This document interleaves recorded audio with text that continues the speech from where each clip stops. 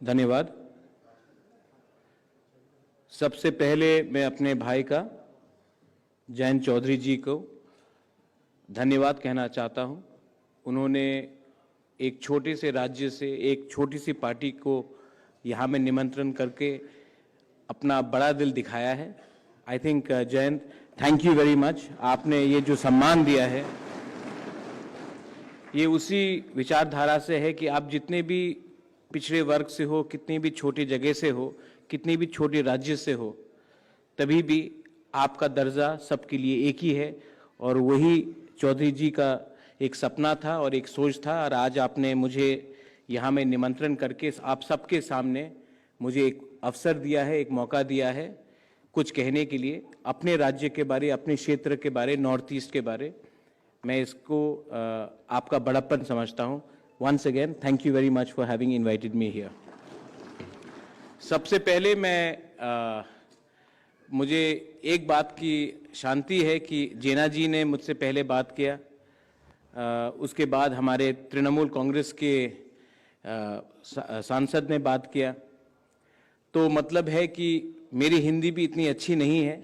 मैं कोशिश करूंगा, लेकिन कहीं कहीं में अगर हिंदी में कुछ चूक आ जाए तो आप अपने भाई को माफ़ कर दीजिए। मेरी हिंदी इतनी अच्छी नहीं है, आपके जैसी तो अच्छी नहीं है, लेकिन मैं कोशिश करूंगा, क्योंकि देश में संवाद होना चाहिए, कम्युनिकेशन होना चाहिए।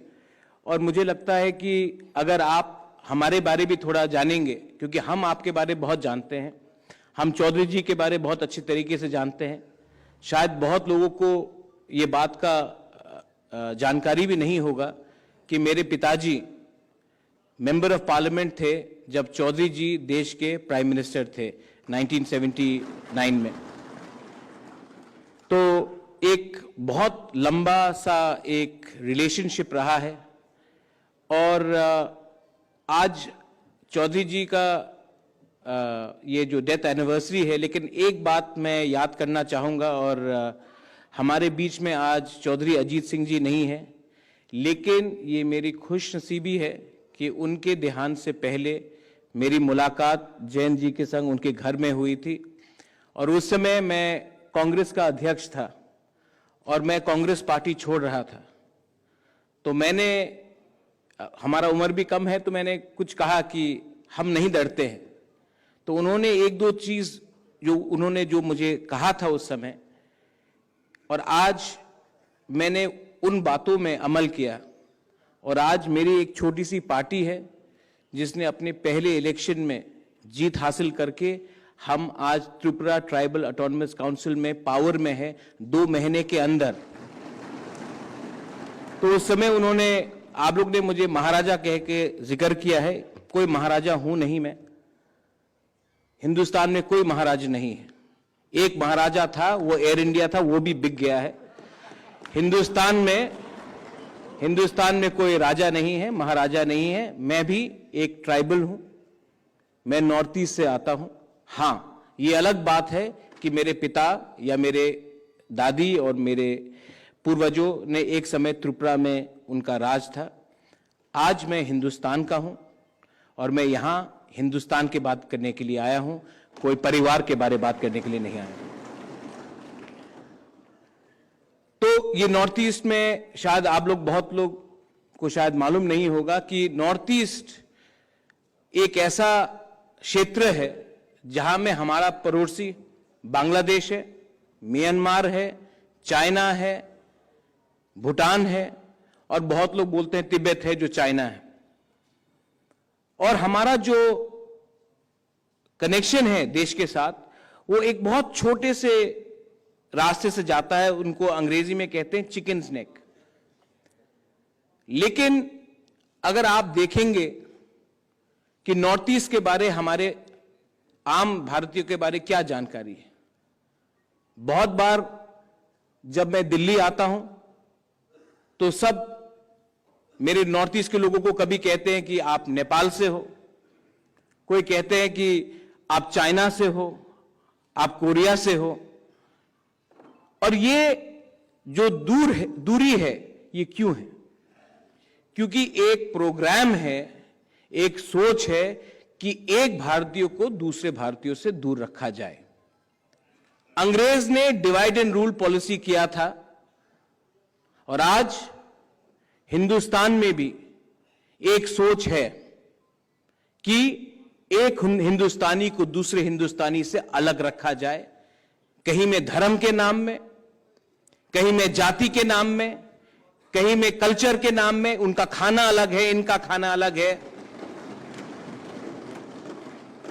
लेकिन मैं आपको एक बात बोलना चाहता हूं, हम लोग डरते नहीं हैं किसी से। और मैंने जैन भाई से एक चीज देखा है, किसान आंदोलन में एक चीज देखा है कि आप लोग भी डरते नहीं हैं किसी से। जो भी शासन, अभी मुझसे पहले शरद यादव जी ने एक बात कहा था कि सिचुएशन इस देश में ऐसा आ चुका है कि इमरजेंसी से खराब है। ये जो परिस्थिति है, क्यों है? ये भय से ये परिस्थिति बनता है। अगर हिंदुस्तान में, अगर भारत में हमें डेमोक्रेसी ट्रू फॉर्म में चाहिए, तो आपको, आपकी संख्या जितनी भी कम हो, कुछ फर्क नहीं पड़ता है। आपको एक रहना पड़ेगा। आपको निडर होकर न्याय के लिए लड़ना पड़ेगा। बहुत लोग कहते हैं कि आपकी संख्या तो बहुत कम है, आप तो नॉर्थ ईस्ट से है, आपकी संख्या बहुत कम है। लेकिन संख्या सोच से बड़ी नहीं होती है। यहां में अगर एक नॉर्थ ईस्ट का एक छोटा सा लीडर यहां आकर चौधरी चरण सिंह के बारे में बात कर रहा है, तो मतलब है कि चौधरी चरण सिंह का सोच आज भी नॉर्थ ईस्ट में जिंदा है। मैं यहां में, हमारे संग मनोज झा जी हैं। हम पिछले हफ्ते लंदन गए थे, पार्लियामेंट में हमारी बात हुई। ऑक्सफोर्ड, कैम्ब्रिज यूनिवर्सिटी में, ब्रिज इंडिया में आइडियाज ऑफ इंडिया के बारे में बात हुई। यह बात मैंने मनोज झा जी से बात नहीं की थी, मैं अभी बोल रहा हूं। मैं आपको एक उदाहरण देना चाहता हूं कि नॉर्थ ईस्ट के बारे क्या सोचा जाता है। मैं पार्लियामेंट में, हमारा एक भाषण था, जाने से पहले वहां में ब्रिटिश के एमपीज थे, हिंदुस्तान के बहुत एमपीज थे, डिग्नेटरीज थे। मैं अपना बात रखने जाने वाला था, तो एक हाई कमीशन का एक ऑफिशियल आकर मुझे कहता है, प्रद्योत, हिंदुस्तान के खिलाफ कुछ मत कहना। तो मैंने कहा, भाई साहब क्यों? आप इतने लोग हैं यहां में, इस कमरे में, आपने मेरे पास आकर ही क्यों कहा कि हिंदुस्तान के खिलाफ कुछ मत कहो? तो वो चुप रहा। तो मैंने उनको बोला, आप जानते हैं कि मेरे दादी ने ही इंस्ट्रूमेंट ऑफ एक्सेशन में साइन कर कर हम हिंदुस्तान का एक अंग बने। आप मुझे ही क्यों टारगेट कर रहे हो? इस कमरे में तो बहुत लोग हैं। ये सोच है कि नॉर्थ ईस्ट का एक जनजाति ये सिर्फ वायलेंस से अपना बात रख सकता है, वो देश को मानता नहीं है। ये एक सोच है कि नॉर्थ ईस्ट का एक अनुसूचित जनजाति वायलेंस से ही अपना बात रखता है और देशद्रोही है। इस सोच को तोड़ने के लिए हमने बहुत संघर्ष किया है। और आज मैं यहां में आपको बोल सकता हूं कि हमारे ही राज्य से बहुत बड़े लीडर्स हैं जिन्होंने कहा था, अरे जाट का तो कोई सोच नहीं है, वो तो उनका दिमाग नहीं है, हमारे पास दिमाग है। ये सोच आज भी जिंदा है और इस सोच को तोड़ने के लिए, एक जंगल में बैठा हुआ जनजाति भी आपके साथ तैयार है। आप संघर्ष करो। आज हमारा भाषा खतरे में है। मैं हिंदी नहीं बोल सकता हूं, मेरी हिंदी इतनी अच्छी नहीं है।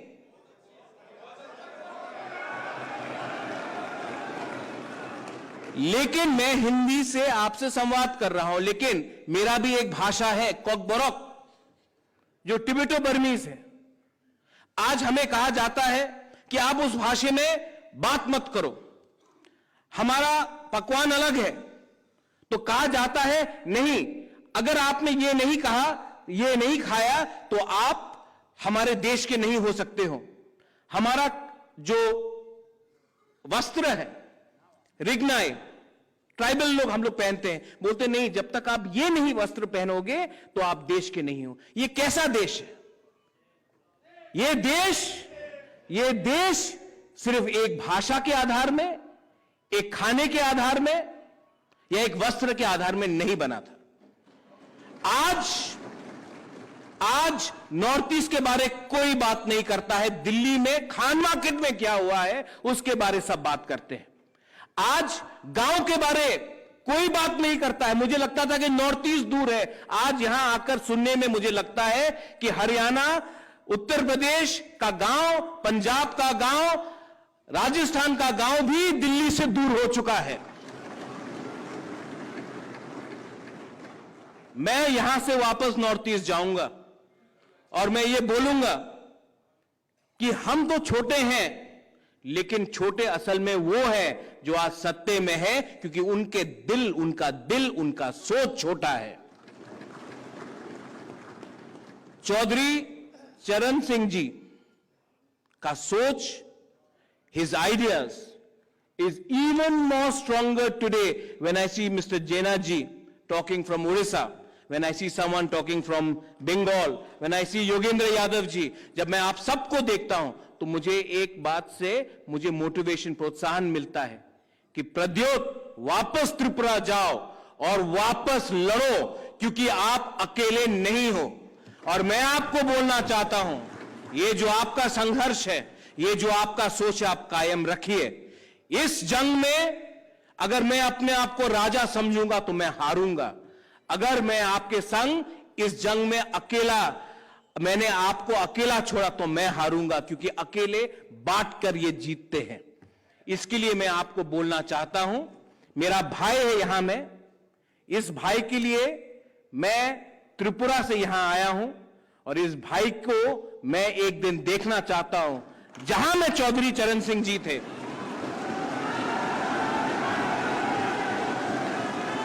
आज मैं आपको बोलना चाहता हूं कि किसान का बेटा इस देश का प्रधानमंत्री क्यों नहीं बन सकता?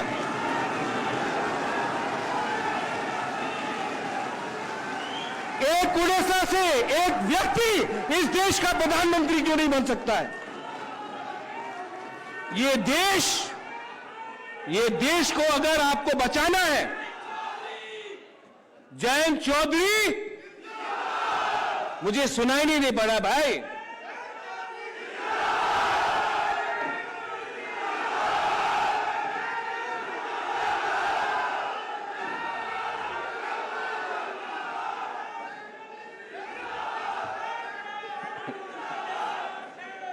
अब जयंत भाई, मैं जाट बन चुका हूं।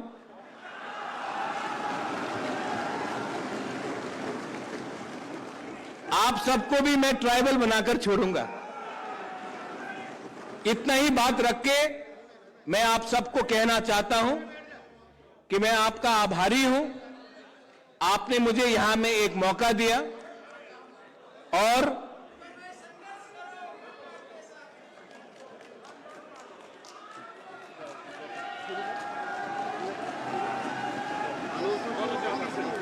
थोड़ी सी पिक्चर है, हरी पकड़िए से पकड़। वेरी वेल सेट सर, बहुत ही बढ़िया जी, बहुत बढ़िया, गजब, सारी महफिल गजब, बहुत बढ़िया।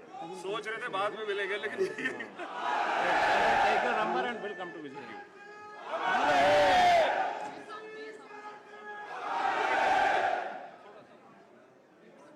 हाँ चल बस, बहुत बढ़िया, बहुत बढ़िया, very well set sir and will come to see you. Thank you. परिवार आपके साथ, आपसे मिलते हैं जी बात। भाई साहब, मैं यही बोलकर अपना बात आज यहां में समाप्त करता हूं। मैं आया था यहां में नॉर्थ ईस्ट से एक जनजाति लीडर बनके, मैं वापस एक जाट बनके जा रहा हूं, किसान बनके जा रहा हूं। एक ही विनती है मेरे भाई को, आप ऐसा दर्जा दीजिए, क्योंकि इनका ये ईमानदार इंसान है, आज तक इनके अंदर अहंकार नहीं है, और इनके अंदर किसी ने कहा कूल है, मैं कहता हूं बहुत कूल हैं आप, और जितने शांत हैं आप उतने अंदर उनका अंदर एक सोच भी है और एक ड्राइव भी है कि ये अपने पार्टी को, अपने देश को, अपने भाई को, अपने बहन को आगे ले जाएगा। बेलाइनो हम्बाई, धन्यवाद। Once again, thank you very much.